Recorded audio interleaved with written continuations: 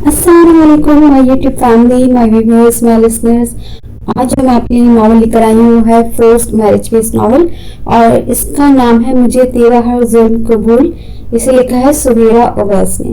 तो आइए अपना नॉवल शुरू करते हैं। ओह गॉड, ये कैसा ख्वाब है। मुझे ऐसा क्यों लग रहा है कि मैं जैसे अपने घर में नहीं हूँ और मेरी आंखें क्यों नहीं खुल रही। नायाब अभी तक हल्की हल्की गनूदगी की हालत में थी। अब वो अपनी बोझिल तबीयत और भारी सर के साथ कुछ बड़बड़ा रही थी। इसे लग रहा था कि वो कोई ख्वाब देख रही है। जब इसके हवास बहाल हुए तो इसने आहिस्तगी से अपनी आंखें खोली। जिस्म था कि नकाहत और कमजोरी से चूर था। इसने इधर उधर देखा तो वो एक इंतहाई गैर शनासा जगह पर मौजूद थी। वो कमरा जहां वो थी वो इंतहाई छोटा था। उसका मवाजना दरअसल अपने घर के कमरों से कर रही थी। इस कमरे में एक किंग साइज बेड, इसके दाएं जानिब 2 कदम के फासले पर एक 2 सीटर सोफा और बाएं जानिब 1 हाथ के फासले पर दीवार में ही नस्ब शुदा छत तक की एक अलमारी थी और बेड के बिल्कुल सामने तकरीबन 1 फुट के फासले पर सामने दरवाजा था जो गालिबन अटैच बाथ का था।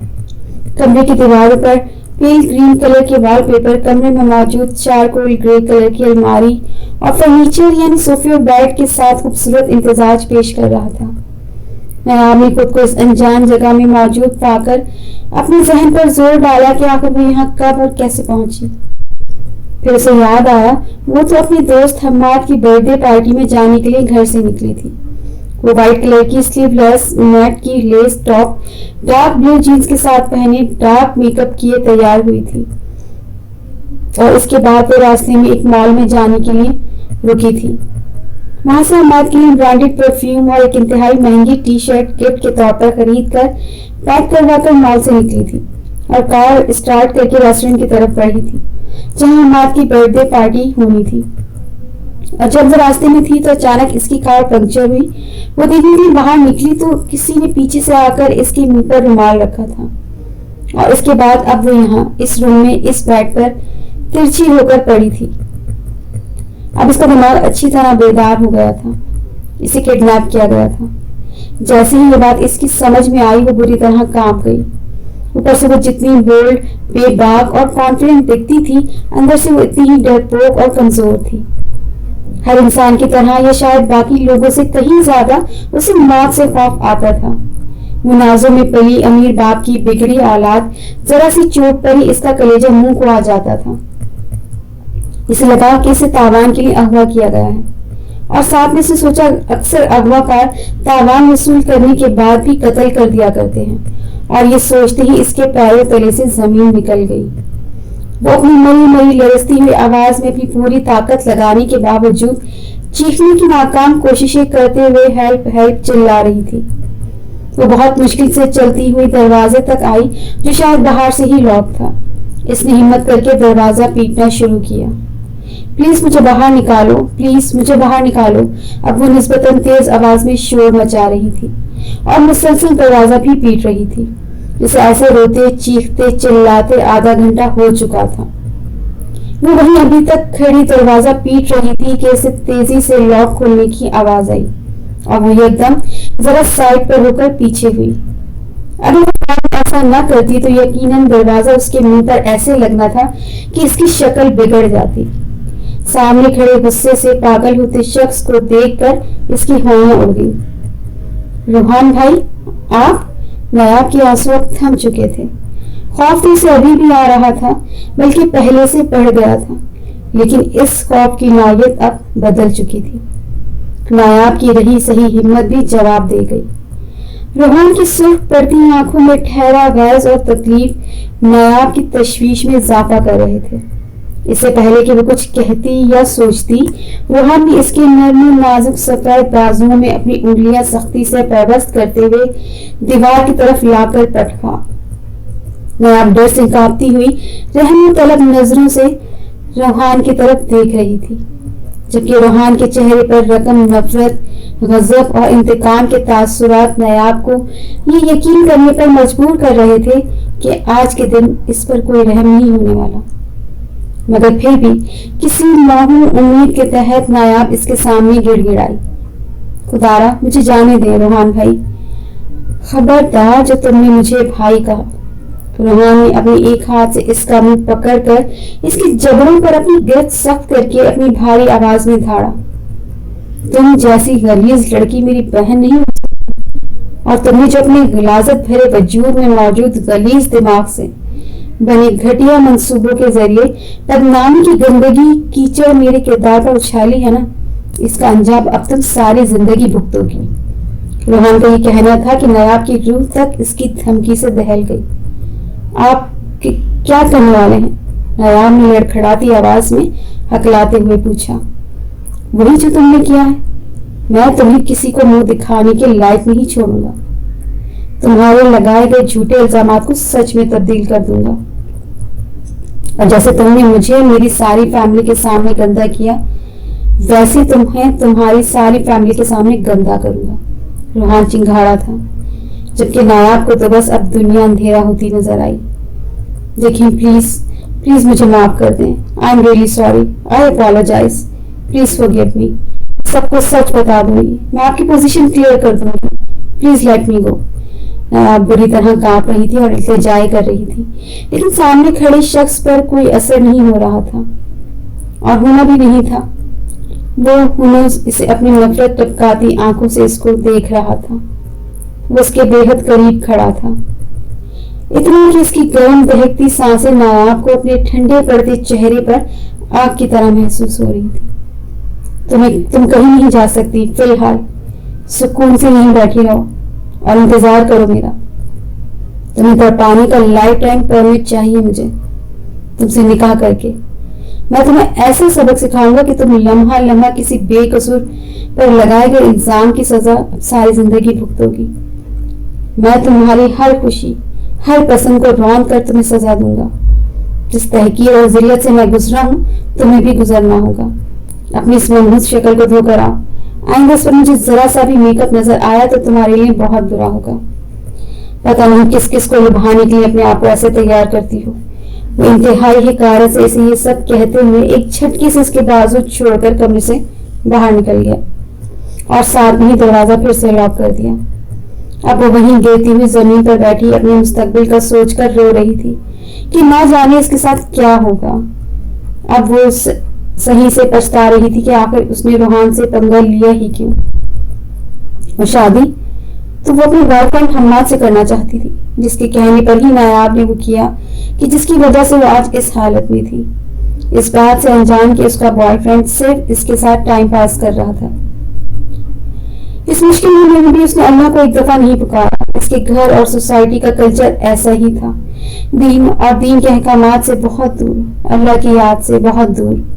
खैर अब जो उसके साथ होने जा रहा था, इससे रिहाई के लिए पहला और आखिरी सहारा सिर्फ अल्लाह का, और अभी वो ये बात नहीं जानती थी कि इसका मुश्किल कुशा, इसका रब, इसका अल्लाह इसकी शरीक से ज्यादा नजदीक है। अभी से अपना ताल्लुक अपने रब से जोड़ने के लिए बहुत वक्त बाकी था। अभी से अपना ताल्लुक अपने रब से जोड़ने के लिए बहुत वक्त बाकी था। थोड़ी देर बाद दरवाजा अनलॉक होने के आवाज पर वो सीधी होकर बैठी। रोहान अंदर दाखिल हुआ। वो अभी तक ये उम्मीद कर रही थी कि शायद वो उसे बख्श दे।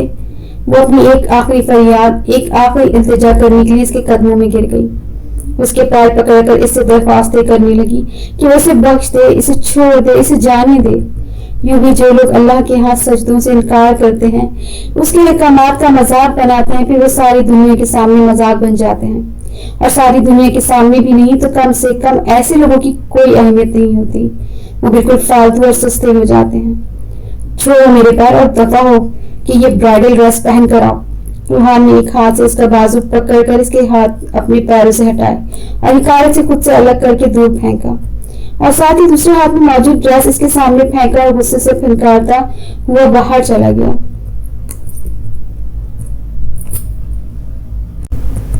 इस बार इसने डोर लॉक नहीं किया। जब वो वापस रूम आया तो इसकी हर हिदायत पर अमल किए वो वहां सोफे पर बैठी अपने हाथों में चेहरा गिराए अपनी बुरी किस्मत को रो रही थी। इसके ड्रेस का दुपट्टा वैसे ही नीचे जमीन पर धरा था। शायद पहली मर्तबा इसने फुल स्लीव्स वाला ड्रेस पहना था, वरना इस लिबरल लड़की के वार्डरोब में कोई ड्रेस, कोई टॉप या कोई टी शर्ट ऐसी नहीं थी कि जिसकी स्लीव्स फुल हो। रोहान ने दुपट्टा नीचे यूं पड़ा देखकर इसकी तरफ जोर से फेंका। ये भारी काम वाला दुपट्टा था और जिस तरह इसने फेंका था उसके चेहरे के आगे मौजूद हाथों पर जोर से लगा और हाथ पर हल्की सी 2 खराशें भी आ गई। नायाब ने सिर पटाकर चेहरे से हाथ हटाकर देखा तो जालिम सामने खड़ा था, अपनी कहर ज़दा नजरें इस पर ही गाड़े हुए था। उसके हुसीले चेहरे पर अपने लिए आया हुक्म समझते हुए वो दुपट्टा पहनकर अपनी जगह से खड़ी हुई। इसके लिए इस कदर मुकम्मल और बाहया लिबास किसी गाली से कम नहीं था। उसे अपनी तज़हीक को तहकीर समझ रही थी। रोहान इसके करीब आया और इसकी कलाई वहशियाना अंदाज में पकड़कर बाहर आया, जहां निकाह इसके चंद दोस्त बतौर गवाह मौजूद थे। निकाह हो चुका था और सब मेहमान भी जा चुके थे। अब वो अपनी इस अपार्टमेंट में नायाब पर अपनी भड़ास निकालने के लिए आजाद था। वो इसे वापस अपने इंतहाई वहशियाना अंदाज में बाजू पकड़कर कमरे में ले गया और दरिंदगी की सारी हदें पार करके अपने फराइज ज़ौजियत अदा करके इसकी नाजेबा हालत में बहुत सी पिक्चर्स भी बना चुका था। फिर से वापस वो ड्रेस चेंज करके वो ड्रेस पहनने को बोला जो वो घर से पहन कर आई थी। वो चेंज करके आई तो इसके बाजुओं पर छपे रोहान के नाखूनों से नोचने और दांतों से काटने के निशान इस पर की गई दरिंदगी का सबूत पेश कर रहे थे।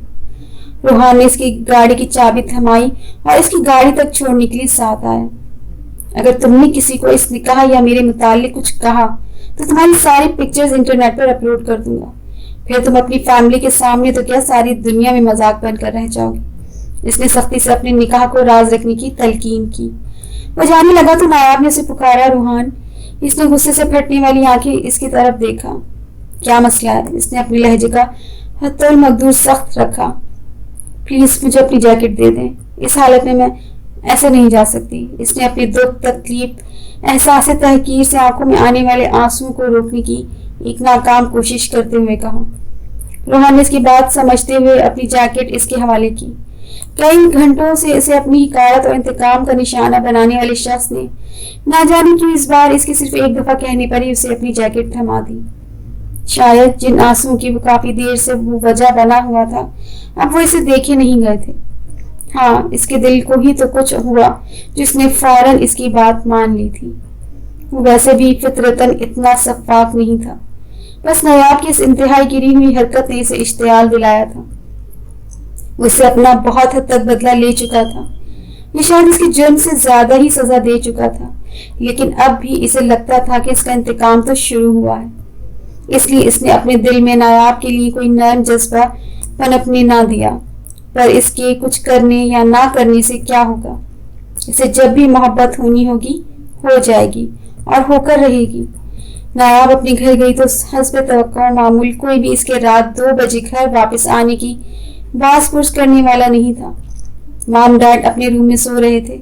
बड़ी बहन सीमा इसकी मैरिड थी और आउट ऑफ सिटी रहती थी, और इससे 5 साल छोटा भाई दानियाल वो अपने रूम में अपनी किसी गर्लफ्रेंड के साथ वीडियो कॉल में मशगूल था। सो वो चुपचाप अपने रूम में गई, शावर लिया और आकर बेड पर लेट गई। इसने अपनी कैमसोल नुमा शर्ट झलकते बाजुओं को छूकर अपने आज के गुजरते दिन की याद ताज़ा करने लगी। आंसू थे कि अपनी बदकिस्मती पर आंखों में ठहरने से कासिर थे, सो बह निकले। इतनी तजलील, जुल्म और बदतमीजी इसकी आज तक किसी ने नहीं कही थी। इसने सोचा तो ये था कि वो रोहान की एक हरकत के मुतालिक अपने मॉम डैड को बताएगी, लेकिन इसकी धमकी का सोचकर वो कांप के रह गई कि इसने अपनी सोच वहीं मुलतवी कर दी। इसे आज अपने वजूद से कराहत महसूस हो रही थी। इसे इसका लिबास जहर लग रहा था। आज इसे पता चला था कि बेलिबास होने की जिल्लत क्या होती है। पहली मर्तबा इसे अपने लिबास के नामाकूल और वाहियात होने का एहसास हुआ। वो जल्द ही शर्म हया जैसे एहसासात से शनासाई हासिल करने वाली थी, पर अभी तो वो अपने ऊपर आई मुसीबत के मुतालिक सोच सोच कर तड़प रही थी। वो जितना शिद्दत से रो सकती थी रो दी। वो इंतहाई मायूस थी क्योंकि वो नहीं जानती थी कि अल्लाह ने हर मुश्किल के साथ आसानी रखी है। इसे ये भी मालूम नहीं था कि अल्लाह की रहमतों के सामने इसके गुनाह की कोई हैसियत नहीं रखती। लेकिन अब तक उसे यह एहसास भी नहीं हुआ था कि वो गुनाहगार है, नाफरमान है अपने रब की। वो इसके अहकाम को मजाक समझती रही थी, मगर अब आगही का वक्त बहुत नजदीक था। लेकिन अब तक तो उसे यह एहसास भी नहीं हुआ था कि वो गुनाहगार है। जैसे तैसे रो धोकर गुजर चुकी थी। आखिर रात कब किसके लिए रुकती है? इसने तो दिन की रोशनी में सब राज फाश करने होते हैं। बहरहाल वो आज अपने मामूल से जरा देर में उठी थी। वो वक्त तकरीबन दोपहर के 1 बजे का था। वो 2 महीने पहले ही यूनिवर्सिटी से ग्रेजुएशन कर चुकी थी। तब से ही उसकी रूटीन सुबह 11 बजे उठने की थी, मगर आज उसकी रूटीन जरा डिस्टर्ब हो गई थी। डिस्टर्ब तो उसकी जिंदगी में बहुत कुछ हो चुका था, बल्कि इसकी आइंदा की जिंदगी, ख्वाब, मुस्तकिल, अलग सब कुछ ही नाकाबिले तलाफी हद तक डिस्टर्ब हुआ था। तो फिर ये मामूली सी रूटीन डिस्टर्बेंस इसके लिए भला क्या मायने रखती? इसके बॉब कट स्टाइल में कटे हुए छोटे बाल अब कहीं से स्टाइलिश नहीं लग रहे थे। वो इतने छोटे थे कि इसकी मुश्किल गर्दन भी नहीं ढांप सके, और इसकी टाइट शर्ट में इसके झलकते बाजू और कंधों का आधे से ज्यादा हिस्सा इस पर बीती दरिंदगी का किस्सा बखूबी बयान कर रहे थे। अब इसके लिए एक नई मुश्किल थी कि वो इन निशानात को छुपाए कैसे, क्योंकि रात में तो जैसे तैसे उसने कवर कर लिया था, लेकिन अब उसके पास इसके समर ड्रेस कलेक्शन में कोई स्लीव और छोटे गले वाला ड्रेस नहीं था, और ना ही इसको स्टोलर या स्कार्फ वगैरह कि जिसकी मदद से वो अपना आप छुपा सकती।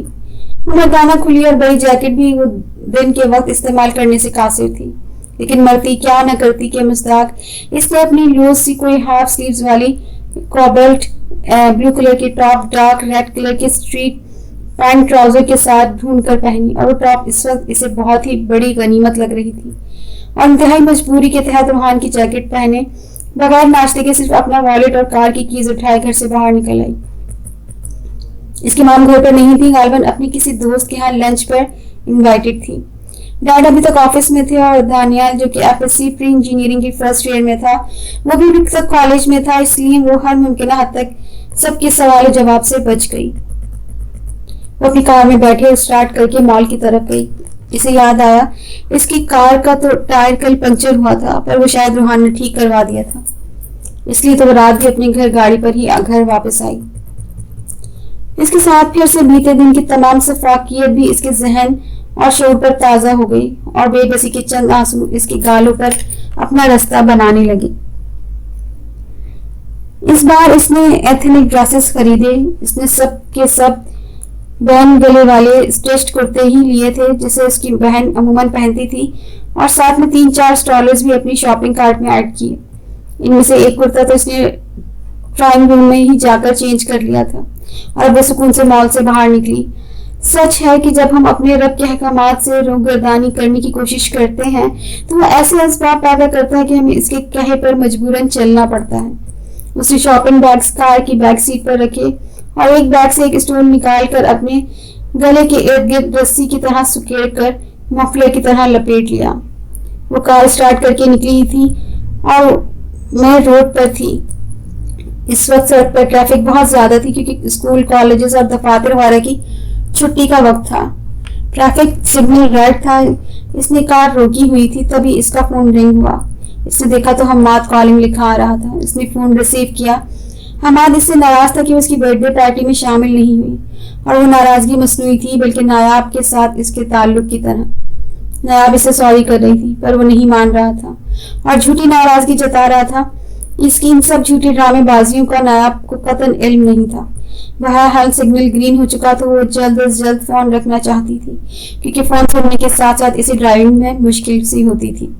इसलिए उसने कहा कि अभी मैं रोड पर हूँ, कार ड्राइव कर रही हूँ, तुम मैकडॉनल्ड पहुंचो, वहां बात होगी, मैं वेट कर रही हूँ। ओके, हम्माद ने जवाब दिया और साथ में फोन भी ऑफ कर दिया। अब मैं पूरी तवज्जो से ड्राइविंग करने की कोशिश कर रही थी, लेकिन जहन बार बार भटक कर कल वाले वाक़े की तरफ जा रहा था। वो रिलैक्स होना चाहती थी, और अक्सर इसका हम्माद से बात करके दिल बहल जाया करता था। वैसे देखा जाए तो नायाब की तरह भी इसके हम्माद के साथ के ताल्लुक की नौयत ज्यादा गहरी नहीं थी, लेकिन फिर भी नायाब इसके साथ सिंसियर थी। लेकिन अब इसके किसी भी ताल्लुक की इसके और रूहान के माबैन रिश्ते के सामने कोई वक़्त नहीं थी। वो रेस्टोरेंट पहुंचकर एक कॉर्नर साइड टेबल पर बैठी हम्माद का इंतजार कर रही थी। इसने एक सांस अंदर खींचकर खुद को रिलैक्स करने की कोशिश की, और मुस्कुराहट के साथ हम्माद को हाय बोलकर वेलकम किया।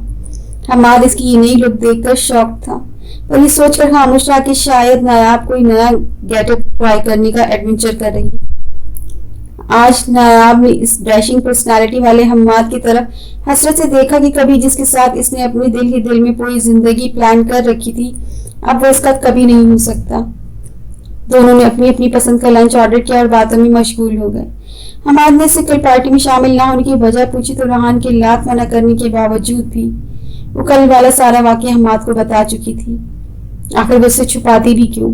حماد کی وجہ سے تو یہ مصیبت گلے پڑی تھی۔ وہ دونوں آمنے سامنے 2 سیٹر صوفے پر بیٹھے تھے کہ جب وہ اپنی کل والی رودات سنا رہی تھی۔ آخر کو جب اس کا ضد ٹوٹا تو وہ رونے لگی۔ حماد پلیز مجھے اس عذاب سے بچا لو، وہ روتے ہوئے کہہ رہی تھی۔ حماد اپنی جگہ سے اٹھ کر اس کے قریب آ کر بیٹھ گیا اور اسے تسلی دینے لگا۔ چپ کر جاؤ، شاباش، رونا نہیں، میں کچھ کرتا ہوں تمہارے لیے۔ اب یہ کون جانے کہ حماد کی ساری ہمدردی شو آف تھی۔ وہ خود اس سے بریک اپ کرنا چاہتا تھا اور اب شکر کر رہا تھا کہ اس کی جان چھوٹ گئی نایاب سے۔ گریجویٹ تو وہ بھی ہو چکا تھا اور اب اپنے بابا کا بزنس سنبھالنے والا تھا۔ اوپر سے اس کی ممی نے اس کی کزن کے ساتھ بات بھی فکس کر رکھی تھی، ان قریب اس کی انگیجمنٹ بھی ہونے والی تھی۔ نایاب اس بات سے بے خبر کہ ریحان بھی وہی ہے، موجود ہے اور کافی دیر سے اس پر نظر رکھے ہوئے ابھی تک اس کے سینے سے لگی آنسو بہا رہی تھی۔ ریحان دراصل سائڈ بزنس کے طور پر پراپرٹی کا بزنس کرتا تھا، اسی سلسلے میں وہاں اپنے کلائنٹ کی میٹنگ کے لیے موجود تھا۔ ویسے تو اس کے ماموں کے ساتھ پارٹنرشپ پر ایک بہت بڑا شاپنگ مال بھی تھا، لیکن پراپرٹی ڈیلنگ اس کا ذاتی شوق تھا اور ویسے بھی اپنا پروفیشن بنائے زندگی گزار رہا تھا۔ کلائنٹ کے جانے کے بعد وہ غصے میں اپنی جگہ سے اٹھا اور نایاب کی طرف بڑھا۔ اس نے ان کی ہلکی پھلکی گفتگو کم فاصلے اور اپنے ایکٹیو کانوں کی وجہ سے سن لی تھی، جس کی وجہ سے اس کا طیش مزید بڑھ گیا۔ اب حماد اور نایاب اس کی طرف متوجہ تھے۔ وہ ایک دوسرے سے الگ ہوئے کیونکہ وہ اچانک ان کے سامنے آ کر دھپ سے بیٹھ گیا۔ اس کی انگارہ ہوتی آنکھیں نایاب کو اندر تک خوف زدہ کرنے کے لیے کافی تھی۔ حماد نے تو ریحان کے تیور دیکھ کر وہاں سے کھسکنے کی کوشش کی تو ریحان بھی اس کے پیچھے لپک گیا، جبکہ نایاب کی تو اپنی جگہ سے ہلنے کی ہمت ہی نہیں تھی۔ حماد نے ریحان کا پیچھا کرنے والی حرکت اگنور کی اور جلدی ریسٹورنٹ سے نکل کر پارکنگ ایریا کی طرف گیا۔ حماد نے اپنی کار کا دروازہ کھولا تھا کہ ریحان جو ساتھ ہی تھا اس نے حماد کے کندھے پر ہاتھ رکھ کر اسے رکنے کا اشارہ کیا۔ حماد تھوڑا گڑبڑا گیا۔ ریحان کی خوف سے بھری نظریں اسے کنفیوز کر رہی تھی، لیکن وہ پھر بھی خود کو کمپوز کرتا اس کی طرف متوجہ ہوا۔